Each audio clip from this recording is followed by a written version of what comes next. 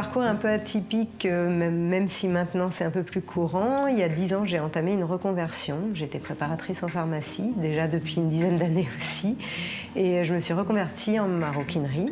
Donc j'ai passé un CAP en cours du soir pour adultes. Et j'ai obtenu mon CAP. J'ai d'abord prospecté dans les grandes maisons pour trouver un emploi, pour prendre de l'assurance dans le métier. Ça ne l'a pas fait pour différentes raisons. Et du coup, j'ai assez vite monté ma marque en 2010. J'étais très attirée en reconversion par le métier d'ébéniste. Et à l'époque, c'était pour moi un peu compliqué. J'avais déjà plus de 30 ans, donc je ne pouvais pas m'arrêter totalement. Il fallait tout de suite un logement assez grand, enfin un lieu en tout cas où travailler assez grand, ce qui à Paris est très compliqué.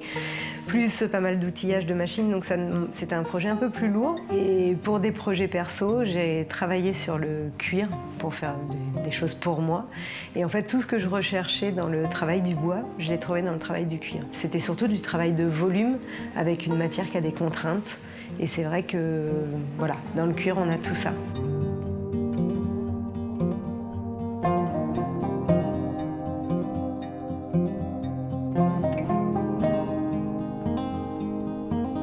Tous les créateurs vous diront que la création, c'est vraiment la partie la plus stimulante. Après, moi, j'adore également la partie recherche de matière, fournisseurs.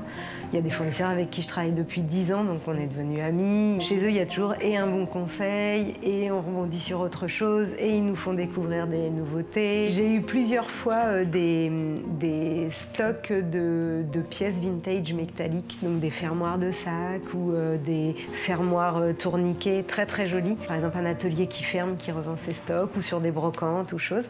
Donc il y a des modèles qui ont été créés parce que je voulais utiliser une pièce métallique et la mettre très en valeur. Et après, il y a des envies. Par exemple, pour le disque et le sac anniversaire, j'avais très envie d'une forme en U, d'une forme boule, mais quelque chose qu'on n'ait pas vu. Donc c'est assez difficile parce qu'en maroquinerie, on a quand même déjà fait beaucoup de choses. Donc ça part d'une envie, soit d'un volume, soit vraiment de travailler sur une pièce particulière.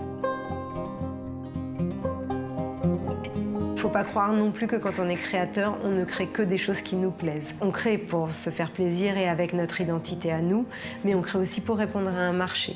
Donc c'est vrai que des fois, dans certaines de mes collections, il y a des pièces que j'aime, cela dit, mais qui ne m'apportent pas un grand plaisir à fabriquer. Il y a des choses où je vais vraiment m'éclater, où il va y avoir vraiment un design particulier, quelque chose de novateur, etc. Et d'autres choses qui vont plus répondre à une demande que j'aime faire, parce que ça reste de la maroquinerie, mais où je m'éclate moins. C'est un métier physique, vraiment très physique.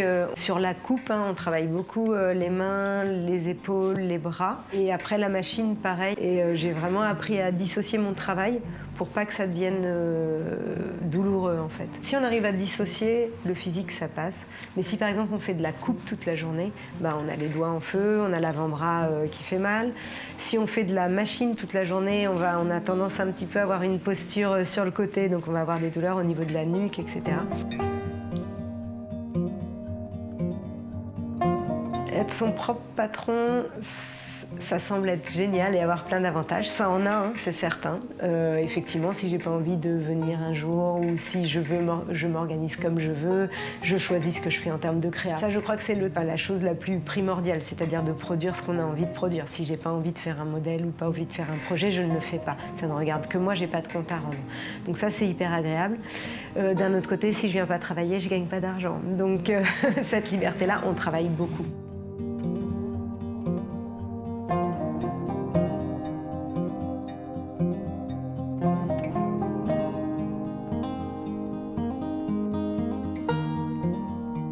Les ateliers avec Week-end 12, c'est très enrichissant pour les deux parties, pour moi également.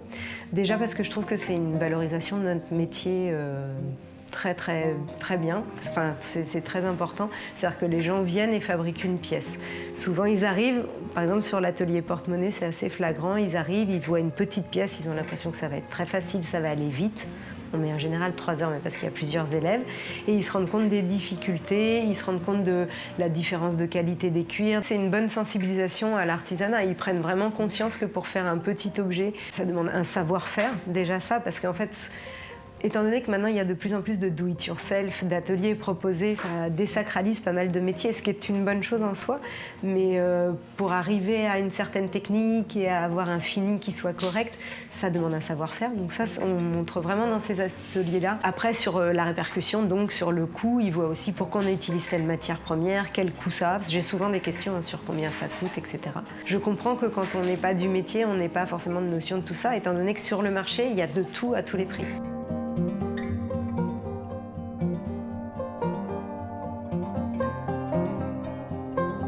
Si j'avais un conseil à donner pour les futurs maroquiniers, faut vraiment que ce soit un métier de passion parce que c'est très prenant, il faut y mettre beaucoup de cœur.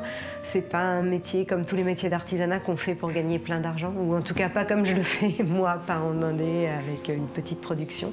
Faut pas le faire sous la contrainte, faut vraiment le faire parce qu'on aime ça et qu'on y trouve quelque chose. Moi je regrette pas du tout, je sais pas si je ferai ça encore 20 ans, on verra ce que réserve l'avenir. Pour l'instant, je m'éclate toujours autant après 10 ans.